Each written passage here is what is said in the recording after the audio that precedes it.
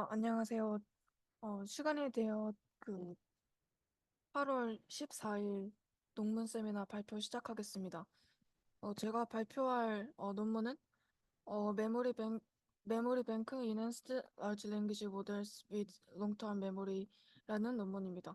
그래서 이 해당 논문은 트리플 AI 2024년에 발표된 논문입니다. 소리가 잘 안 들리는데. 지금은 잘 들리시나요?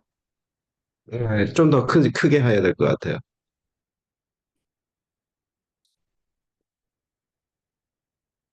네, 알겠습니다.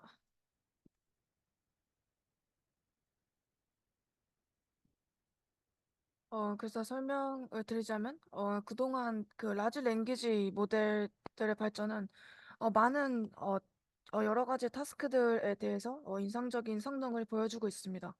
그래서 그럼에도 불구하고 LLM은 그 롱텀 메모리 메커니즘이 부족하다는 단점이 있었는데, 그래서 이 단점으로는 그, 그 기본적인 개인 비서 그 AI 같은 거나 아니면 심리 상담 같은 지속적으로 그 사용자와 상호작용이 요구되는 상황에서는 롱텀 메모리가 필요하게 됩니다.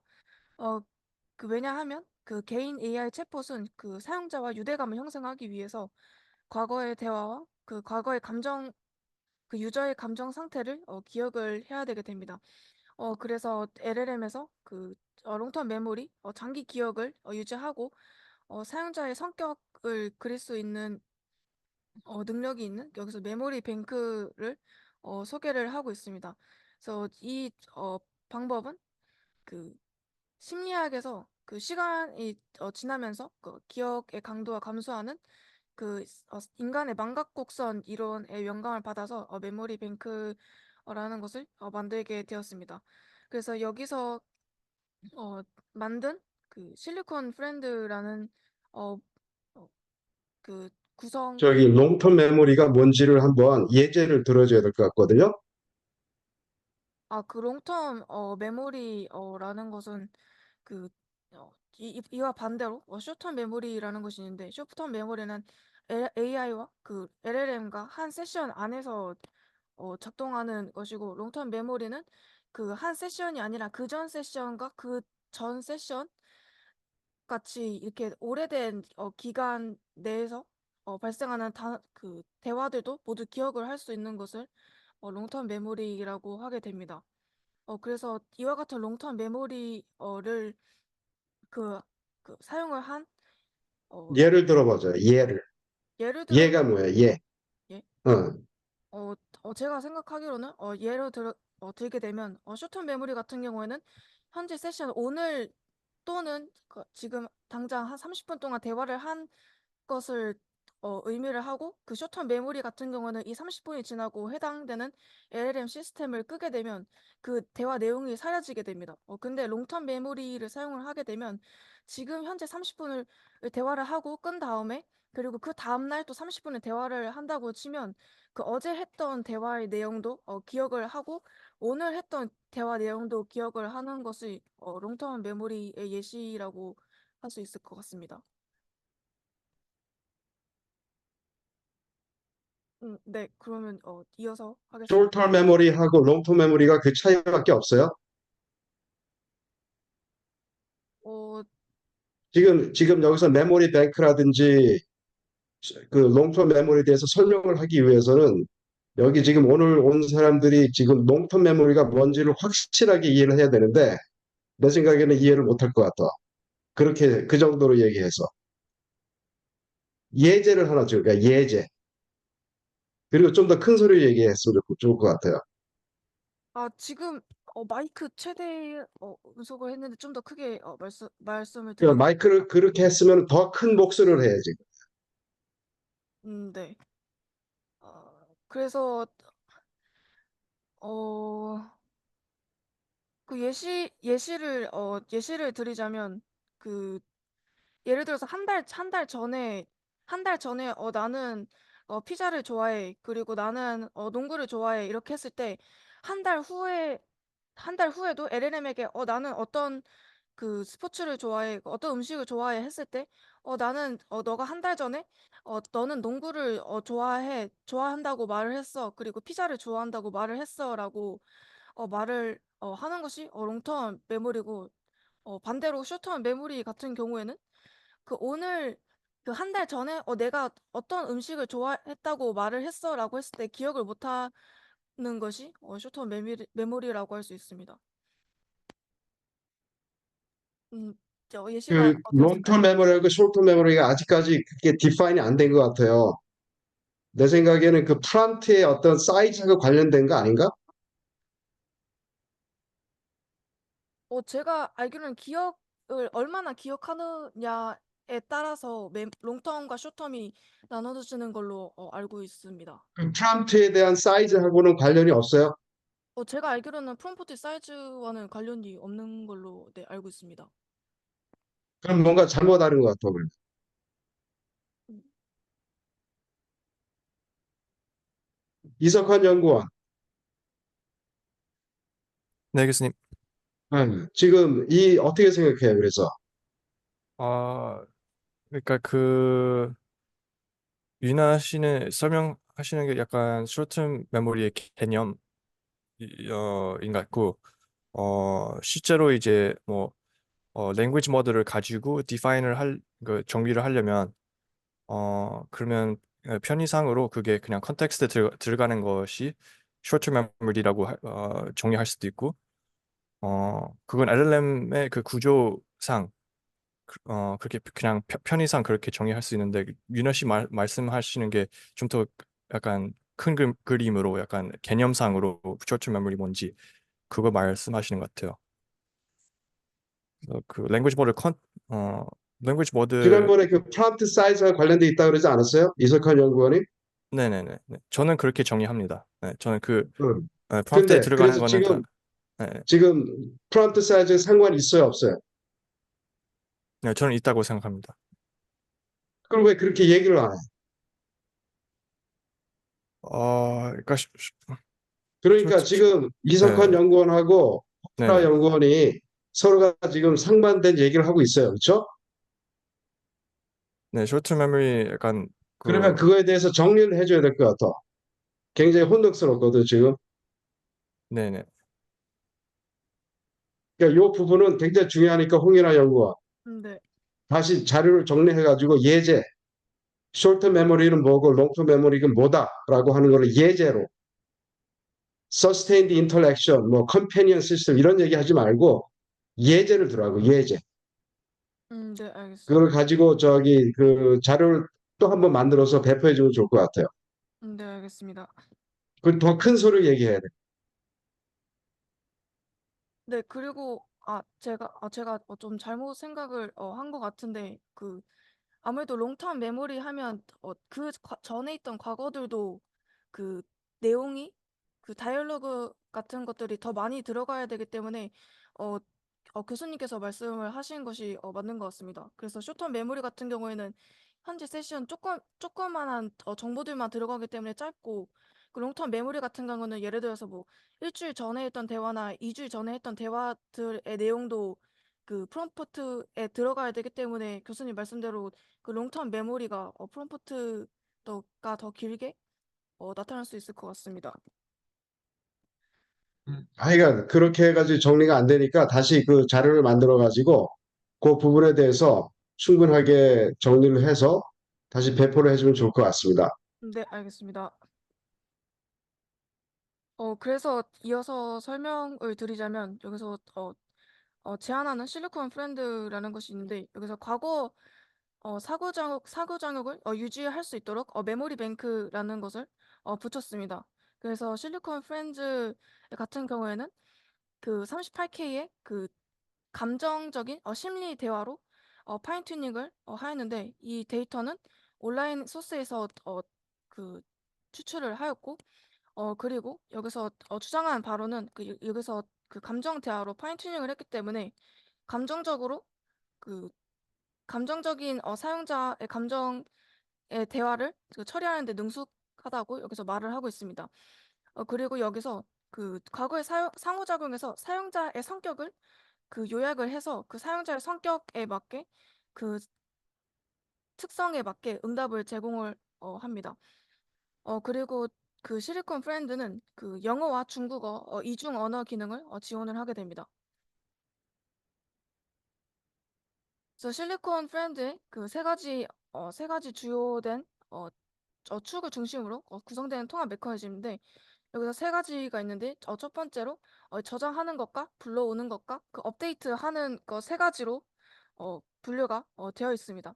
그래서 첫 번째 같은 경우에는 주 데이터의 기억을 저장을 하는 어, 기억 저장하는 곳입니다. 그래서 여기서는 이 과거의 정보들 이 부분이 그 첫 번째 그 메모리를 저장하는 부분이 될 것이고 그리고 두 번째로 그 메모리의 맥락별 기억 회상을 위한 기억 검색기이게 됩니다. 그래서 그 메모리 한 부분이 그 요약을 해서 여기서 메모리를 불러오는 부분이 그 기억 검색기일 것이고 그리고 세 번째로 메모리 업데이트하는 부분이 여기서 메모리를 업데이트하고 그리고 망각 곡선을 이용해서 어떤 것을 뭐 망각을 할 것인지 이렇게 메모리를 업데이트하는 방법 부분을 이렇게 세 가지로 큰 축으로 나눠지게 되게 됩니다.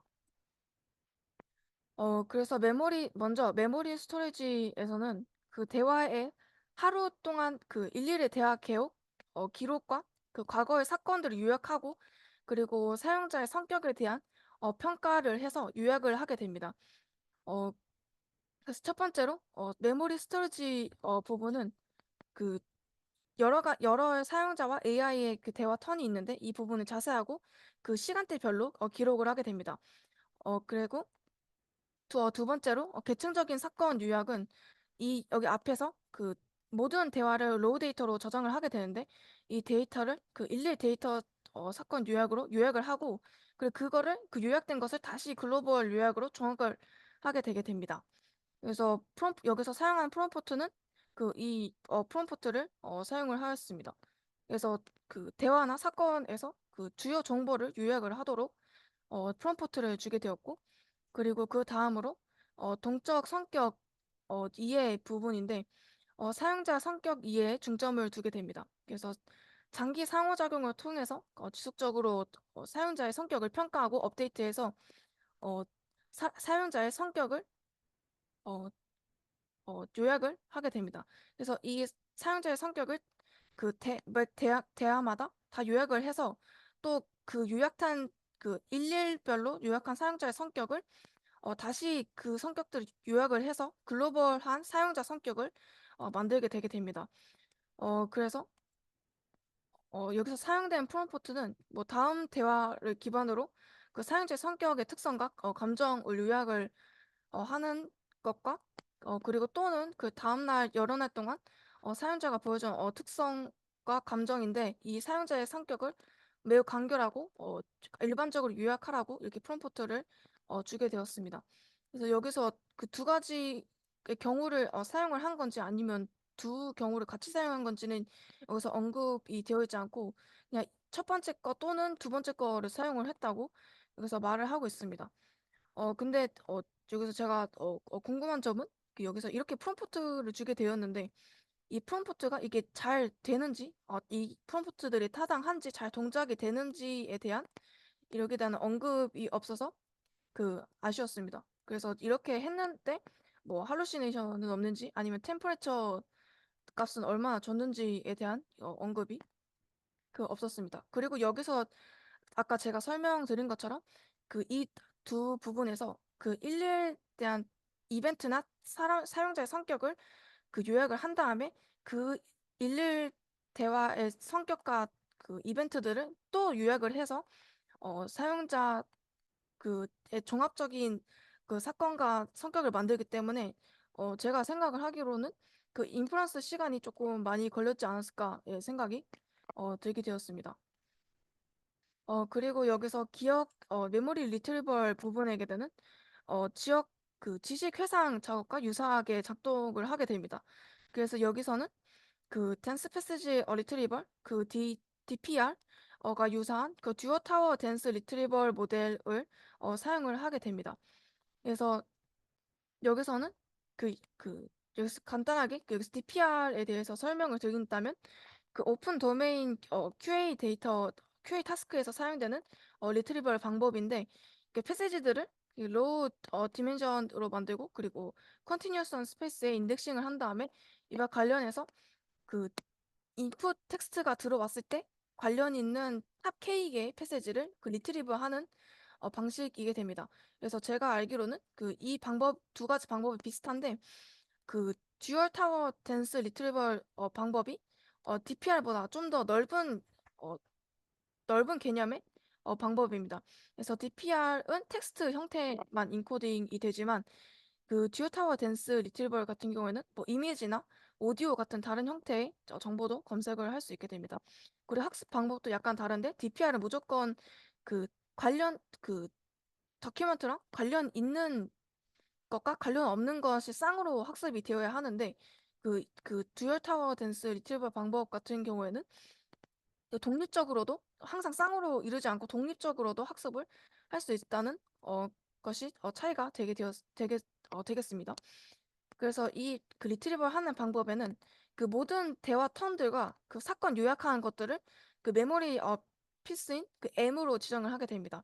그래서 이때 인코더 모델 그 E를 사용을 하게 되는데 우선 맥락적 표현으로 HM을 사용하게 됩니다. 그래서 HM이 그 앞에서 말씀드린 그 컨버세이션과 그 이벤트 요약된 부분을 그 벡터로 표현을 한 것이 HM이라고 표현을 할 수 있고 그리고 전체적인 메모리의 정보를 보게 되면 M으로 표시하게 되는데 이와 같은 것이 모든 그 텍스트를 그 H로 이렇게 표현을 한 것을 확인을 할 수 있습니다. 그래서 벡터 인코딩을 했는데 이 방법을 그 파시스라는 방법으로 그 인코딩을 하게 됩니다. 그래서 이 방법은 그 벡터의 구조를 그 메타데이터로 그 인덱싱을 하는 건데 이 방법을 통해서 효율적인 검색이 가능해지게 됩니다. 그래서 파시스라는 방법이 데이터를 어, 벡터로 만든 다음에 그 인덱싱을 생성을 하고 그리고 이 인덱스를 사용해서 그, 그 유사성 검색을 수행을 하게 됩니다. 그래서 이때 그 아까 여기서 그 벡터 스페이스를 만들게 되는데 이 벡터 스페이스를 클러스트로 그 데이터들을 클러스트로 분할을 해서 그 안에서 유사한 것들을 찾기 때문에 좀 더 좀 더 간편하고 좀 더 정확하게 찾을 수 있다는 장점이 있게 됩니다. 그리고 그 다음으로 그, 그 업데이팅 메커니즘 부분인데 업데이트를 하는 과정에서 그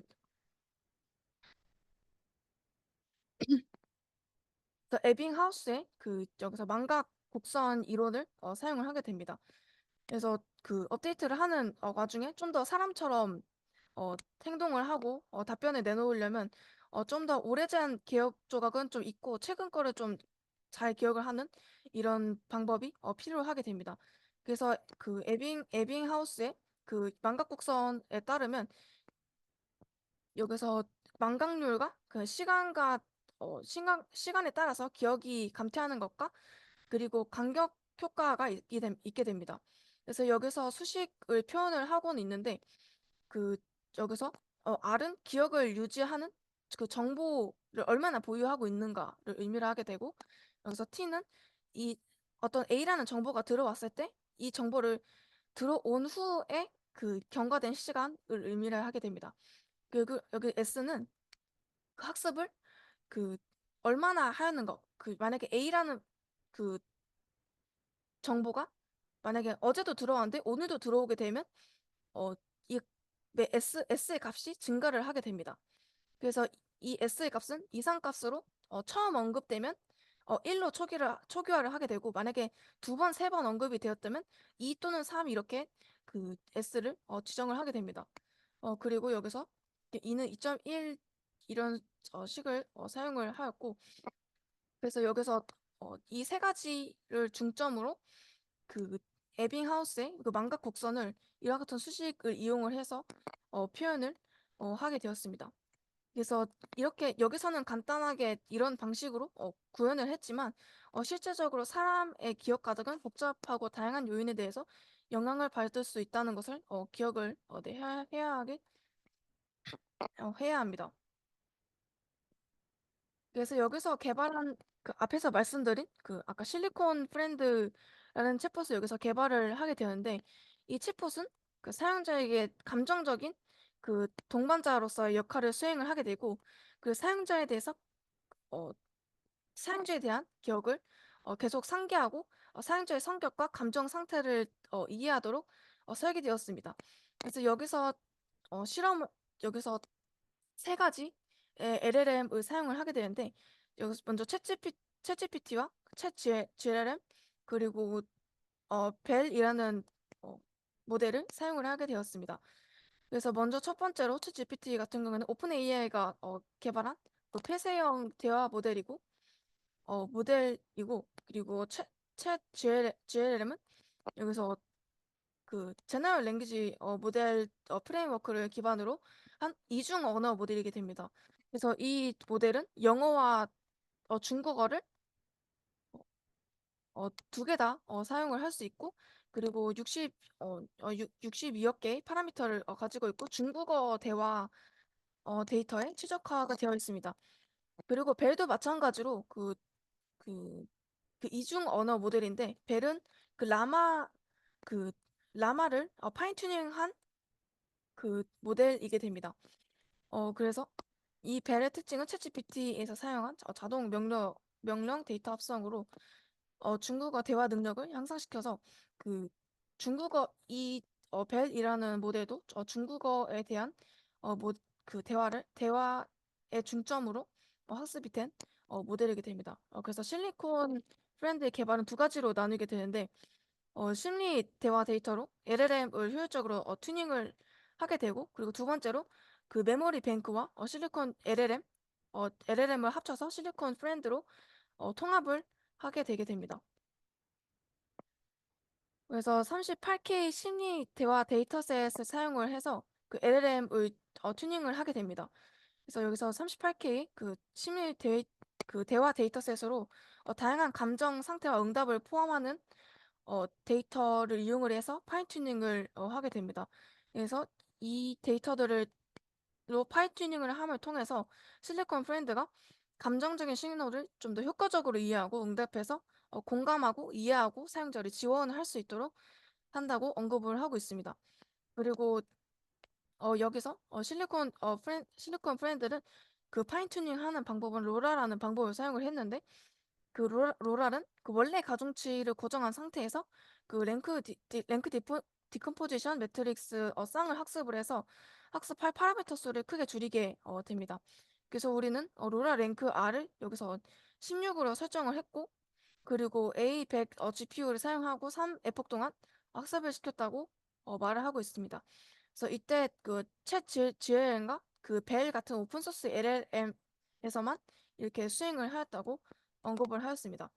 근데 여기서 약간 애매한 지점은 여기서 심리 데이터셋을 38K 인터넷에서 수집한 데이터셋을 사용을 했다고 했는데 실질적으로 출처가 어디서 출처를 했는지를 언급을 하지 않고 있습니다. 그래서 예를 들어서 뭐 뭔가 제 생각으로 뭔가 위키피디아 하면 뭐 위키피디아 아니면 여기서 이 논문은 중국에서 나온 논문이라서 뭐 그 바이두 같은 이런 사이트 같은 데서 출처했다 이렇게 언급조차 없어서 이게 출처가 제대로 어디 있는지는 약간 의문스러운 상태입니다. 그리고 그 다음으로 그 실리콘 프렌드의 그 아까 말씀드린 건 첫 번째 단계이고 두 번째 단계는 그 메모리 뱅크와 그 LLM을 통합하는 단계입니다. 그래서 실리콘 프렌드와 사용자의 대화가 기록이 되고 그 기억 저장소에 업데이트가 또 되고 그 아까 에빙하우스의 만각 곡선 이론에서 영감을 받아서 좀 더 인간적인 기억 회상 과정을 가능하게 됩니다. 그래서 여기서 사용하는 것은 그 랭체인의 오픈소스 임베딩 모델과 그 파시스의 인덱싱 기능을 사용을 하게 됩니다. 그래서 영어 임베딩 같은 경우에는 그 미니 LM이라는 임베딩 모델을 사용을 하였고 그리고 그 중국어 같은 경우에는 텍스트 백이라는 그 모델을 사용을 하게 되었습니다. 그래서 임베딩 모델 같은 경우에는 다양하게 바꿀 수 있고 그 중국어와 영어 말고도 다양한 그 다국어 모델로 로도 만들 수 있습니다. 그래서 파인튜닝과 장기 그 메모리 뱅크를 추가를 함으로써 실리콘 프렌드의 그 그냥 LLM 그 AI 챗봇에서 좀 더 사용자의 감정에 친화적이고 좀 장기 기억을 하는 AI 동반자로 바꿀 수 있게 됩니다. 그래서 그 다음으로 장기 기억 모듈을 포함시키는 것이 그 AI 역사적인 그 계속적인 상호작용을 기억하는 능력을 향상시키고 그 사용자의 성격을 에 대한 이해를 그 깊게 할 수 있는지 그리고 심리 데이터 기반 튜닝이 AI 감정 지원 능력을 향상시킬 수 있는지에 대한 중점으로 보게 됩니다. 그래서 여기서 정성적 분석과 그 정량적 분석을 하게 되는데 먼저 정성적 분석에 대한 경우에는 세 가지 측면에서 중점을 두게 됩니다. 어, 그래서 맨 처음으로는 그 기본 LLM과 비교를 해서 좀 더 공감적이고 심리적인 동반자 역할을 수행을 할 수 있는지 그리고 두 번째로 기억 회상을 잘 하는지 그리고 세 번째로 아까 앞에서 사용자의 그 성격을 어, 그 요약을 하고 분석을 한다고 했는데 이 사용자의 성격을 알고 있는 것이 어떤 영향을 미치는지에 대해서 분석을 어, 하게 됩니다. 그래서 이때 시뮬레이션 된 대화 기록은 15개의 가상 사용자 역할을 맡은 챗 GPT가 생성을 하였고 그리고 10일 동안의 데이터를 10일 동안의 데이터를 만들었습니다. 그래서 그 총 194개 기억 탐색 질문을 어, 이용을 해서 이 정성적 분석을 실행을 하게 됩니다. 근데 여기서 약간 어, 애매한 지점은 여기서 그 논문에서 언급하기로 정성적 분석과 정량적 분석을 한다고 아까 말씀드렸는데 정성적 분석 같은 경우에는 실제 대화 데이터를 사용을 하고 정량적 분석에서는 시뮬레이션 된 대화를 사용을 한다고 그랬는데 여기서 왜 이렇게 다른 데이터를 사용을 했는지 여기서 약간 보통 일반적으로 실험을 할 때면 그 같은 데이터로 정석적 분석도 하고 정량적 분석도 하는데 이 여기서 논문에서 언급하기로는 실제 데이터 그 정성적 분석에서는 실제 데이터를 사용을 하고 그 정량적 분석에는 시뮬레이션 된 대화 데이터를 사용을 했다고 그래서 약간 이 점이 약간 의문스러웠습니다. 그래서 왜 다른 대화 데이터를 사용을 하였는지 어, 에 대한 언급이 없어서 네, 이런 의문점을 약간 갖고 논문을 읽었습니다. 그래서 그 다음으로 정성적 분석인데 맨 처음으로 심리적 동반자로 심리적인 그 공감을 잘 하는지에 대한 어, 정성적인 평가입니다.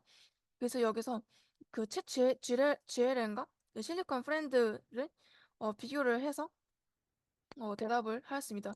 여기서는 그챗 GLN과 실리콘 프렌드 어, 밖에 이런 평가를 안 했는데 약간 제 생각에는 아마 챗 GLN과 다른 일반적 그 챗 GPT나 아까 벨이라는 그 LLM을 사용을 했을 때는 때와 그 이 대답이 비슷하기 때문에 아마 하나만 사용을 하지 않았을까라는 생각을 하게 되었습니다.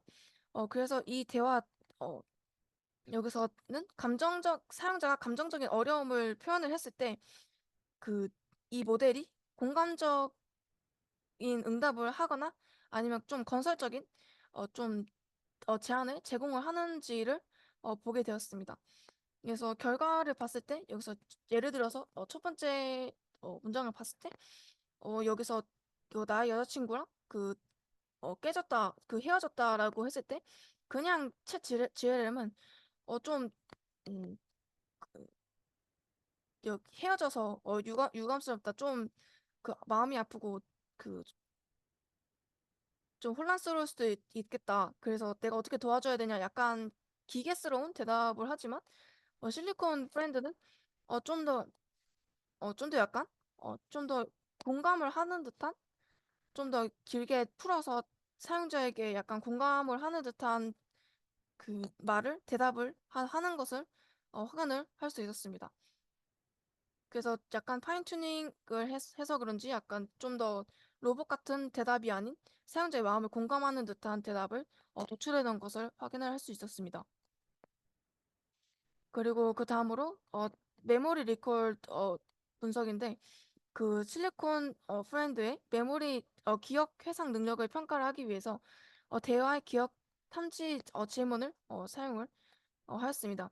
그래서 여기서 예시를 보게 되면 어, 키스토리에 파이썬을 배웠고 좀 더 제한할 것이 있느냐 했을 때 파이썬을 배우고 싶은데 어, 어떻게 해야 되는가 했을 때 이런 책을 추천을 해주고 좀 더 빠른 프로그램을 만들어줘 했을 때 이렇게 뭐 만들어주는 것을 확인을 했고 그리고 현재 대화를 했을 때 너가 그 전에 책을 추천을 해줬는데 그 이름이 뭐냐라고 했을 때 이름을 잘 대답하는 것을 확인할 수 있었고 그리고 두 번째로 코드를 설명을 한 것을 어떤 코드를 뭐 했느냐 했을 때 뭐 이런 코드를 설명을 했다라고 잘 대답을 한 것을 볼 수 있고 그리고 세 번째로 그 내가 그 소트 알고리즘에 대해서 얘기를 한 적이 있는가 했을 때 그 과거에는 이런 알고리즘에 대해서 대답한 기록이 없으므로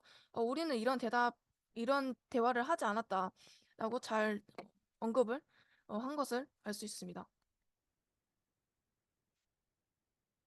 그리고 그 다음으로 성격 상호작용에 대한 분석인데 그 여기서 그 아래 예시와 같이 여기서 다양한 성격을 가진 사용자와 실리콘 프렌드의 상호작용 능력을 분석을 하였습니다.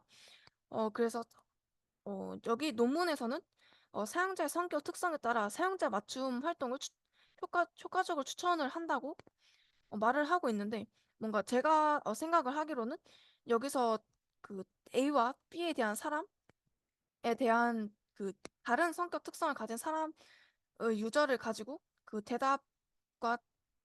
대답을 보게 되었는데 약간 여기서 어, 나에 대해 어떤 걸 알아 해서 성격을 잘 나타내고 있는 것은 확인을 하는데 그 두 번째로 어떤 활동을 하면 좋을까라고 했을 때 약간 여기서는 내향적이라고 했는데 약간 외향적이고 외향적과 내향적 모두가 뭔가 통용이 될 수 있는 이런 좀 일반적인 뭔가 제가 생각하기로 일반적인 취미를 둘 다 언급을 이렇게 어, 말을 해준다고 내 생각을 하였습니다. 그래서 제 생각에 이런 어, 약간 애매모호한 어, 이런 성격이 아니라 약간 극단적으로 그 완전 내향적이거나 완전 외향적인 예시를 보여서 어떻게 결과가 다른지에 대한 결과를 좀 뚜렷한 차이가 있는 것을 보여줬으면 좋았을 것 같은데 이러한 차이가 보여지지 않아서 약간 어, 아쉽다고 생각을 했습니다. 그래서 이런 어, 보편적인 대답을 하는 걸로 생각이 되는데 이게 실질적으로 성격이 뭐 달라서 그런 건지 아니면 뭐 LLM의 뭐 템퍼레처가 높아서 그런 건지 약간 확인을 하기가 좀 어려운 부분이 있었고 약간 그냥 LLM을 썼을 때와 비슷한 답변이 나왔다고 제 생각이 들었습니다. 그리고 그 다음으로 정량적 분석이게 됩니다. 그래서 정량적 분석으로는 여기서 네 가지를 사용을 하게 되는데 그래서 아까 말씀했던 것처럼 여기도 마찬가지로 97개 영어와 97개 중국어로 된 그 퀘스천을 가지고 실험을 진행하게 됩니다. 어, 그래서 첫 번째로 이거 잘못됐는데 이거 나중에 수정을 하겠습니다. 그래서 메모리 리트리버 애큐시 부분인데 기억 검색 정확도의 경우는 관련 기억을 성공적으로 검색을 할 수 있는지에 대한 여부를 평가하게 됩니다. 그래서 먼저 레이블러는 아니면 0이고 맞으면 1로 지정을 하게 됩니다. 그리고 그 다음으로 그 응답 정확도인데 그 탐색 질문에 대한 응답이 정확한지 여부를 평가를 하게 됩니다. 그래서 첫 번째로 잘못되면 0, 그리고 부분적으로 맞으면 0.5, 그리고 완전히 맞으면 1로 지정을 하게 되었습니다. 그리고 그 다음에 맥락적 일관성인데 대화 맥락과 검색단 기억이 자연스럽고 일관되게 되는지에 대한 평가를 하게 됩니다. 그래서 첫 번째로 0은 일관성이 없는 거고, 두 번째는 부분적인 일관성이 있는 거고, 그 세 번째로는 완전히 일관성이 있는 것입니다. 그리고 네 번째로는 그 모델을 아까 세 가지를 사용한다고 했는데, 그 챗 GLM이나 챗 GPT나 그 배 세 가지를 사용을 하는데, 이 세 가지로 그 실리콘 프렌드를 만들었는데, 이 모델들을 그 순서대로 순위를 매겨서 그거를 점수화를 한 것입니다. 그래서 모델 점수는 그 첫 번째면 1점, 뭐 두 번째는 0.5점, 세 번째는 그 0.333점 이런 식으로 스코어를 매기게 됩니다. 그래서 결과를 보게 되면 여기서 영어와 그 실리콘 프렌드 영어와 그 중국어를 두 개를 사용하였고 모델은 이 세 가지 경우를 모두 설명을 하였습니다. 근데 여기서 제가 먼저 설명을 하자면 챗 GLM은 6B짜리 모델이고 챗 GPT는 20B짜리로 얘는 추측이 되고 벨은 7B짜리의 모델입니다. 그래서 약간 뭐지? 뭔가 제가 생각하기로 비슷한 크기의 모델로 비교를 해야 하는데 이렇게 성능 크기가 많이 차이가 나는 모델끼리 비교를 하면 당연히 챗GPT가 좋지 않을까라는 생각을 했고 뭔가 챗GPT 3.5 터보 같은 경우에는 어, 그 모델 파라미터가 공개가 되지 않았습니다. 근데 여기서 그 다른 논문에서 찾아보길 그 코어 디퓨전 논문에서 이게서 마이크로소프트에서 만든 논문인데 그 이 논문이 그 2023년도 그 LMP 어, NLP 그 학회에다가 논문이 발표가 되었는데 이 논문이 발표되기 전에 버전 1 부분을 보게 되면 그 여기서 20B라고 설명이 되어 있고 그 인터넷 찾아보기로 다른 사람들도 20B라고 추측을 하고 있다고 말을 하고 있습니다. 그래서 그 다음으로 표를 보게 되면 그 예상했던 것처럼 챗 GPT가 가장 성능이 높은 것을 확인을 할 수 있습니다. 그런데 약간 여기서 의문스러운 점은 그 리트리벌 부분에서 그챗 GLM과 그 벨 같은 경우에는 80%대가 나오게 됐는데 챗 GPT 같은 경우에는 약간 이 다른 모델보다 약간 일반적으로 성능이 높다고 생각이 되는 모델인데 리트리벌 부분에서 그 다른 두 모델보다 낮게 되는 것을 확인을 할 수 있습니다. 그래서 뭔가 제가 생각하기로는 약간 인베딩 모델이 잘못되었으면 약간 셋 다 정확도가 낮게 나왔을 것인데 그렇지 않은 것이 보니까 약간 챗GPT에서 약간 문제가 있거나 아니면 실리콘 프렌드 부분에서 문제가 있어서 그렇지 않을까라는 생각을 하게 되었고 약간 아직까지도 아직 제가 왜이 챗GPT 부분만 그 리트리벌 애큐시가 왜 낮은지 아직까지 파악을 하지 못했습니다. 그리고 그 다음으로 중국어로 된 그 테스트 셋을 가지고 실험을 한 것인데 이 두 모델은 중국어 데이터를 기준으로 파인튜닝이 되어 있기 때문에 그 영어로 된 것보다 약간 정확도가 약간 높은 것을 확인을 할 수 있었고 이 부분도 마찬가지로 리트리벌 부분이 어, 다른 모델에 비해서 상당히 정확도가 낮은 것을 확인할 수 있었습니다. 그래서 아마 여기서 챗 GPT는 영어를 주로 학습이 되어 있기 때문에 좀 더 낫지 않았을까라는 생각이 들었고, 그리고 다른 것들도 챗 GPT가 그 영어 데이터를 썼을 때와 마찬가지로 정확도가 높은 것을 확인을 할 수 있었습니다. 그래서 이게 제가 생각하기에 정확히 어, 실험을 잘 한 것은 아닌 것 같다고 생각이 들었고 약간 어, 그냥 참고할 수 있을 정도이지 않을까. 왜냐면 딴 거는 6B, 7B짜리 썼는데 챗GPT 같은 경우는 20B 정도의 그 추정이지만 20B 정도의 큰 모델을 사용했기 때문에 이 실험 결과는 약간 의문스러운 점이 있다고 내 생각을 하였습니다. 그리고 컨클루전 입니다. 그래서 첫 번째로 그 메모리 뱅크는 그 LLM의 그 장기 기억 능력을 향상을 시키기 위해서 설계된 메커니즘으로 그 사용자와 상호작용해서 더 나은 맥락 유지와 정보 회상 능력을 어, 가지게 됩니다. 그리고 에빙하우스의 망각 곡선 이론을 이용을 해서 그 AI의 인간과 유사한 정도를 높이게 되었다고 주장을 하고 있고, 그리고 그 다음으로 메모리 뱅크 같이 메모리 뱅크는 여러 오픈 소스 또는 그 패스형 모델에 적용이 될 수 있고, 그리고 그 이를 통해서 그 실리콘 프렌드는 사용자와 깊은 이해와 공감적인 감정 지원을 제공해서 실험을 통해서 실험을 하게 되었습니다. 어, 그래서 제가 뭔가 제가 생각하기에 이 논문 좋은 논문은 아닌 것 같으나 뭔가 제가 이 과제에서 사용을 한 것이 인간의 만곡곡선의 개념을 적용 그 할 적용을 하는 것이 낫지 않을까라는 생각으로 이 논문을 찾아왔는데, 이 논문을 이용을 해서 좀 더 저희 과제에서 그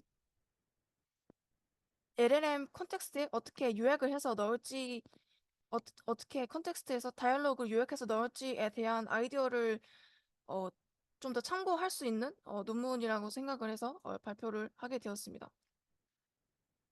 네, 이상으로 제가 준비한 발표는 여기까지입니다. 그래서 질문 있으면 말씀해 주시면 감사하겠습니다.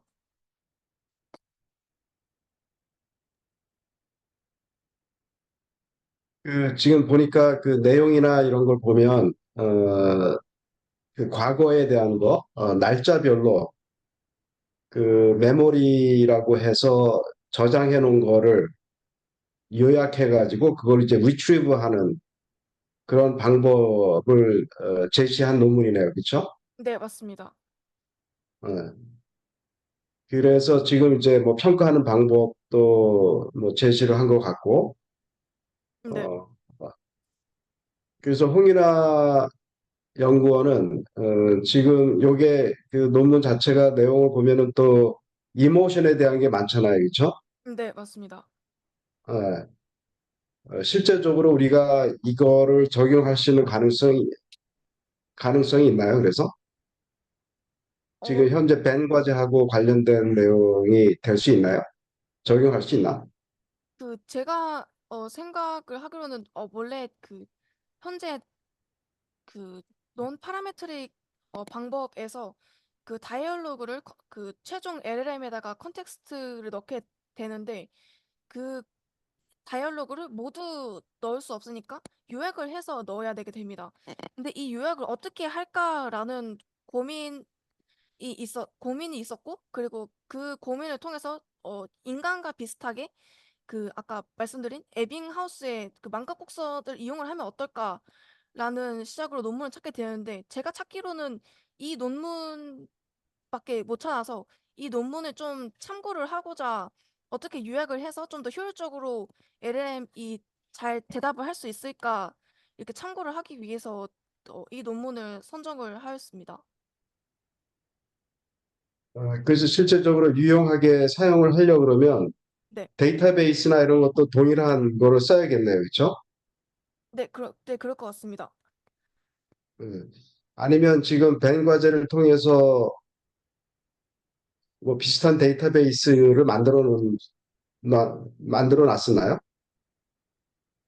아니요, 제가 알기로는 없습니다. 지금 논 파라메트릭에서 제가 일상 대화와 그 의료용 대화로 이렇게 생성을 제가 하고 있습니다. 예. 그럼 먼저 데이터베이스화 시키는 게 중요하겠네요. 그렇죠? 네, 그렇습니다. 그거를 어떻게 만들 그 계획이에요. 그래서 그런 아, 데이터베이스 구축 어떻게 할 계획이에요?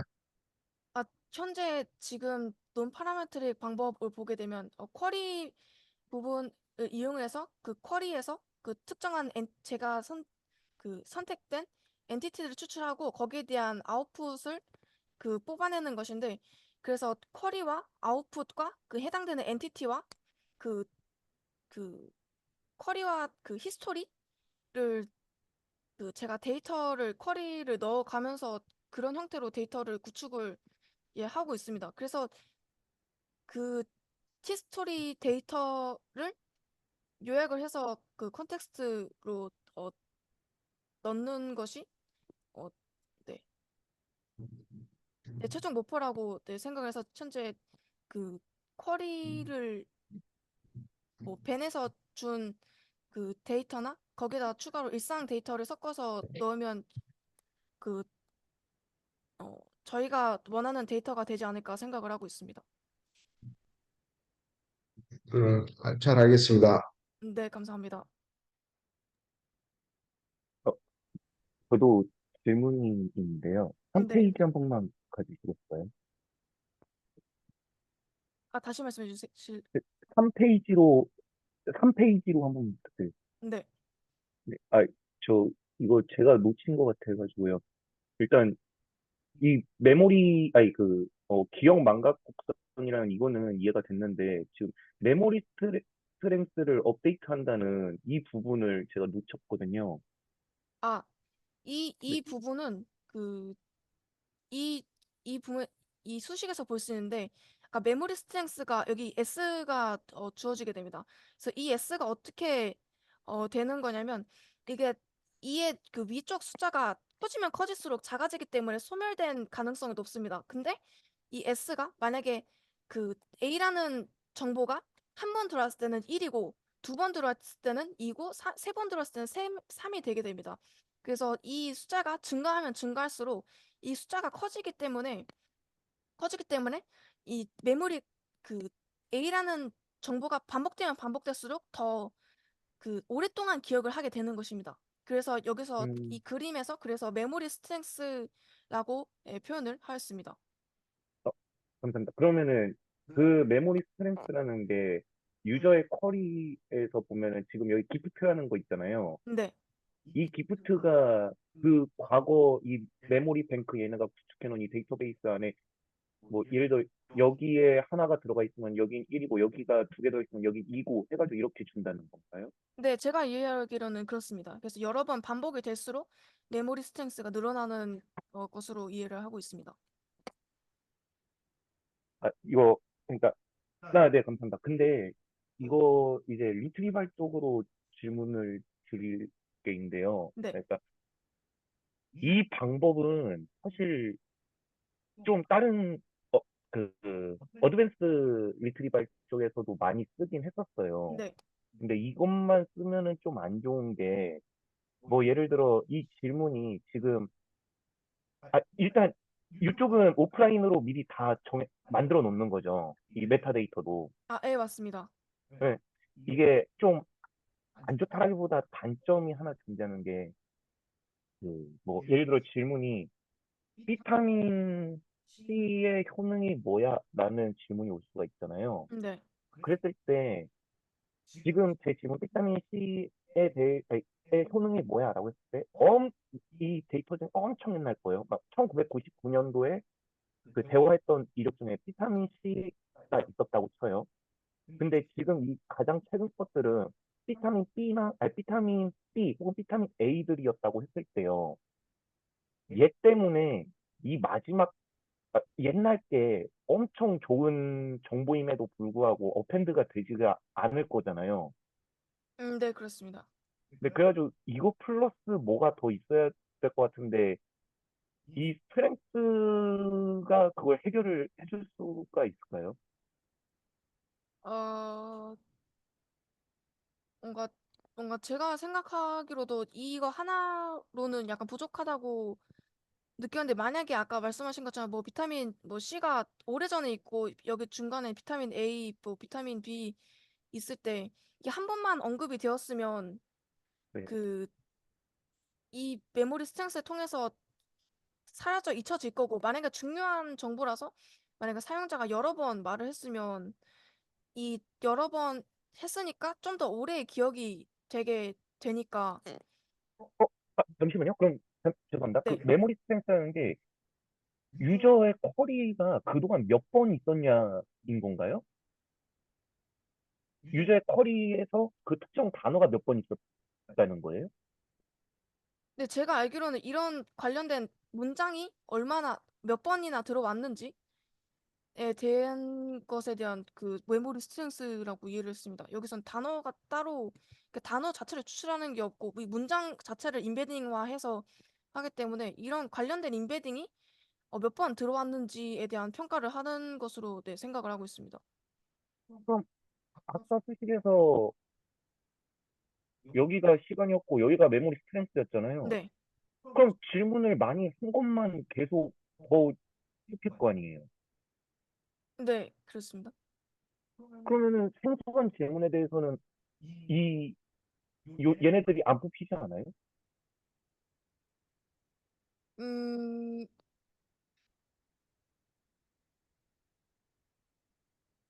약간 그럴 수도 있다고 예, 생각이 듭니다.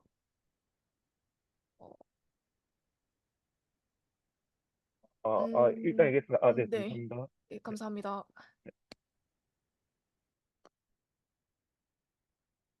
네, 제가 질문이 하나 있는데, 네, 일단 여기서 LLM을 메모리에 관련된 정보를 수출을 하려고 할 때 이용을 하나요? 지금 여기서? 다시 말씀해 주시겠어요? 그러니까 LLM을 지금 레스폰스를 얻기 위해서 사용을 하잖아요, 보통. 네, 예. 근데 메모리에 관련된 이런 뭐 리트리버를이나 아니면은 뭐 다른 부분들을 추출을 하려고 할 때 지금 LLM을 사용하고 있나요? 지금 이 모델에서? 아니요, 여기는 LLM을 사용을 하지 않고 그 네. 이 내용들을 그 벡터로 인베딩을 해서 그 유사성 유사성이 높은 것들 탑 K개를 뽑아서 이렇게 사용을 하게 됩니다. 그리고 그 그러면은 그냥 네, 기- 그냥 시멘틱 임베딩 모델, 센텐스 임베딩 모델을 갖고서 뒤에서 말했던 그 모델을 갖고서 네. 이용을 하고 있는 건가요? 네, 그 대신 이 서머리 이벤트 서머리랑 사용자 네. 특성을 사용을 할 때 그 요약을 할 때는 LLM을 사용을 네. 하는 걸로 네, 알고 있습니다. 그러면 그거는 이용을 하고 있는 거잖아요, 실제로. 네, 제가 제가 잘못 네, 말씀드렸습니다. 아까 프롬프트가 있길래 네, 네. 그러면 또 뒤에서 지금 TEFT가 나오잖아요, 지금. TFT? PEFT, 파라미터 이피션트 튜닝에 관련된 내용이 네, 나오는데 네. 이게 메모리 뱅크를 파인 튜닝 한다라는 건가요? 지금? 아니요, 메모리 뱅크가 아닌 그 네. LLM 자체를 파인 튜닝을 하게 됩니다. 아까 그 그러니까 질문 LLMing 자체를이라고 했는데 어느 거를 지금 LLM이 아까 요약하는 데서도 쓰이고 뭐 그러고 있다고 그랬잖아요. 제가 이해하기로는 여기서 챗GPT는 그 파인 튜닝을 하지 않고 챗 GLM이랑 벨만 사용을 하고 있는데 그 여기 여기 안에서는 파인 튜닝을 했다는 언급이 없어서 언급이 없기도 하고 그 뭐지? 그 대답을 하는 부분만 파인 튜닝을 했다고 여기서 논문에서 언급을 하고 있어서 아웃풋을 만드는 LLM에만 파인 튜닝을 한 것으로 이제 이해를 하였습니다. 그러면 지금 이 어프로치는 파라메트릭 메모리 어프로치라고 볼 수 있는 건가요? 어,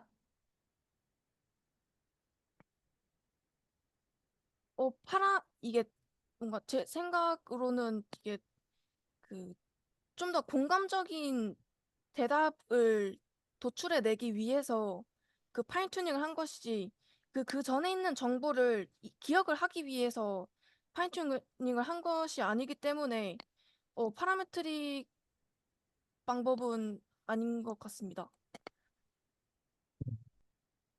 네. 그리고 지금 여기서 뭐 R 수식이 나왔잖아요, 지금. 네, 근데 저렇게 수식이 나왔는데 네. 저 수식을 어떻게 이용한다는 거죠? 제가 코드를 본 바로는 여기서 해당되는 그 문장들을 모두 인베딩을 시키게 되는데 여기서 각자 그 타임 스트렝스랑 그 타임 여기 타임 S랑 T를 각자 저장을 네, 하게 됩니다. 그리고 그 이 어 그리고 만약에 그 여기서 R을 계산을 하게 되는데 R이 일정 랜덤 숫자 이하면은 그 해당되는 그 임베딩 벡터를 없애고 그 이 그 임베딩의 그 R 숫자가 그 특정 그 랜덤 숫자 위쪽이면 그 대화 내용을 기억하고 저장을 하고 있게 되는 것을 네, 코드를 확인을 하였습니다. 그러니까 어, 실제 임베딩 데이터, 그러니까 임베딩 값 플러스 저 R이라고 하는 값을 메타데이터로 갖고 있는 거예요. 그것까지는 확인을 하지는 못했는데 계속 그 계산을 하는 것으로 네, 파악을 하였습니다.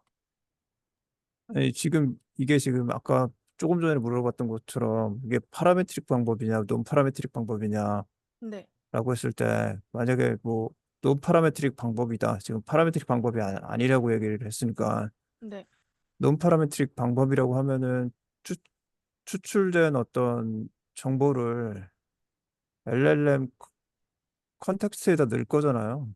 네, 맞습니다. 그러면은 그 넣으려고 할 때 저 R 값이 추출을 할 때 쓰일 건지 아니면은 추출한 이후에 컨텍스트에 넣을 때 쓰일 건지로 나눠질 수가 있을 거잖아요. 그리고 아예 처음부터 R 값이 어느 정도 이하되면 아예 저장을 안 하고 소멸시키든지 네, 뭐 그렇게 어프로칭을 할 수 있을 것 같은데 네, 그래서 그냥 아예 지워버린다고 네, 아예 지금 조금 네, 전에 대답을 한 것 같은데 네, 지워버리면은 지금 약간 위험하지 않나라는 생각이 들어서요, 지금. 음, 네, 이해했습니다. 네. 아, 그러니까 세미나를 듣고서 제가 생각했을 때는 리트리버를 할 때 가중치를 저걸 둘지 알았었는데 그게 아니었고 또 네, 혹은 뽑아낸 다음에 뽑아낸 걸 갖고서 저 R 값에 따라서 어, 리랭킹 과정에서 첫 번째로 올릴지 두 번째로 올릴지 오더링을 조절할 줄 알았었거든요. 저는. 네, 네. 근데 그게 아니고 지금 그냥 처음부터 저장을 할 때 저 값을 갖고서 어, 계속 유지하냐 안 하냐를 판단한다라는 거죠, 지금. 네, 네, 알겠습니다. 네. 다시 한번 코드를 좀 더 자세히 네, 알아보도록 하겠습니다. 네, 네. 네, 죄송한데 다시 3페이지 한 번만 더 부탁드릴게요. 저 이거 뭐 미리 지우고라고 하셨는데 지금 여기에서 렐레반트 메모리가 들어가잖아요. 그러면은 완전 이게 마이너스 이 S. 이 S가 뭔지 정확하게 아직 모르는 상태이긴 하지만 이 키는 물론 지금 여기 미리 저장을 해놓죠. 근데 이 유저 쿼리로부터 관련된 메모리를 이제 메모리 뱅크에서 가져오게 되는 거잖아요. 네, 그러면 이 S가 미리 계산되는 게 아니라 이 유저 쿼리랑 관련돼 있는 거니까 그때 계산이 되고 그럼 얘는 실수값이니까 여기에서 가장 큰 실수 뭐 예를 들어 탑3만 갖고 온다 해가지고 넣는 거 아니에요? 미리 계산해 놓는 게 아니라 그러니까 유저 쿼리가 들어오면은 이 타임은 무조건 지금 있을 테고 이 S는 이제 유저 쿼리가 들어와야지만 이 S가 뭐 어떻게 계산될 거 아니에요? 나올 거 아니에요? 네, 이 메모리 현재 메모리 뱅크에 있는 이 썸머리 돼 있는 애들이랑 이 유저 쿼리랑 어떤 걸 뭐 어떻게 비교했었든지 이 스트렝스라는 게 나올 거잖아요. 네, 그러니까 기존에 뭐 메모리를 뭐 삭제한다라는 개념이 아니라 일단 메모리는 다 있고 유저 퀄이랑 관련 있는 거, 이 실수값을 다 후루룩 계산된 다음에 이제 프롬프트에다가 넣는 거 아니에요? 음, 제가 코드 부분을 어, 제가 다시 생각했을 때 잘 좀 더 다시 봐야 할 것 같아서 그 부분은 네, 제가 좀 더 확인을 네, 해보도록 하겠습니다. 네, 알겠습니다. 감사합니다. 네, 감사합니다. 그걸 제가 얘기를 해주면은 네, 지금 쿼리가 들어와요. 그러면 네, 쿼리랑 메모리에 있는 거랑 어, 메모리에서 어떤 쿼리에 유사한 놈을 뽑아낼 거잖아요. 네. 그러면 쿼리랑 그 메모리에 있는 거는 같은 종류의 정보예요, 아니에요? 어, 유사하다고 했으니까 네, 뽑혀졌을 유사할 거잖아요. 것 같습니다. 네, 네. 그러니까 지금 쿼리에 따라서 지금 저 메모리에서 뭔가가 뽑힐 거고 네, 메모리에서 지금 아까 얘기했던 것처럼 메타데이터 같은 것처럼 뭐가 기록이 되냐라고 물어봤잖아요. 네, 저 메모리에 저장돼 있는 저 정보가 얼마나 호출이 되는지를 기록을 해놓으면은 저 스트렝스를 계산할 수가 있을 거잖아요. 네, 그러니까 지금 이 얘기는 새로운 게 아니라 아까 교수님이 처음에 얘기했을 때 롱텀 메모리랑 숏텀 메모리 그리고 워킹 메모리 그런 메모리에 대한 디파인을 제대로 해야 된다라는 게 메모리라고 하는 게 지금 사람이 갖고 있는 그 메모리 그런 기억에 대한 거를 지금 LLM에다 이식을 시키려고 하는 거잖아요. 네, 그래서 롱텀과 숏텀일 때 시간적인 측면뿐만이 아니라 저런 강도 어떤 중요도에 따라서 롱텀과 숏텀이 나눠질 거잖아요, 메모리가요. 네, 이해, 그거를 생각해서 이거를 보면 돼요. 그래서 저기서 메모리 안에 옆에다가 이게 얼마나 호출이 됐냐. 그러니까 질문이 얼마나 됐냐는 어차피 저 메모리가 얼마나 호출이 됐냐랑 연관이 될 거잖아요, 지금. 네, 그러니까 내가 계속 접했었던 정보들 계속 뭐 내 주변에 친구들이 있었고 주변에 친구들 중에 친한 친구가 있었어요. 그러면 그 친한 친구의 뭐 생일이 며칠이었다. 그러면 그거는 기억하고 있잖아요, 지금. 네, 네. 그게 횟수가 많은 것과 그리고 또 중요도라고 하는 측면이 메모리 안에 포함이 돼 있어야 돼요. 네, 근데 그런 중요도를 체킹하기가 쉽지가 않기 때문에 롱텀 메모리를 구성했을 때 어, 그런 반복되는 횟수가 일단 가장 큰 차이일 거잖아, 숏텀과 롱텀이요. 네, 그래서 일단 저 스트렝스 쪽 파트를 횟수에 대해서 포함을 시켜놨을 거예요. 네, 그리고 이해했습니다. 저 횟수는 질문과 또 연동이 될 테고요. 네, 예. 그러니까 지금 코드를 확인할 때 저기서 그런 메타데이터로 그런 횟수나 뭐 그런 것들이 같이 기록이 돼 있는지를 한번 확인해 보는 것도 좋을 것 같아요. 네, 알겠습니다. 네. 네, 감사합니다.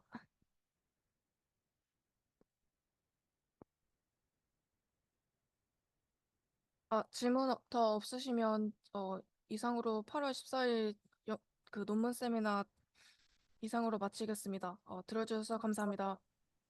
아, 지금 그 식당이 11시 30분에 예약돼 있어서 지금 바로 그 출발해도 될 것 같습니다.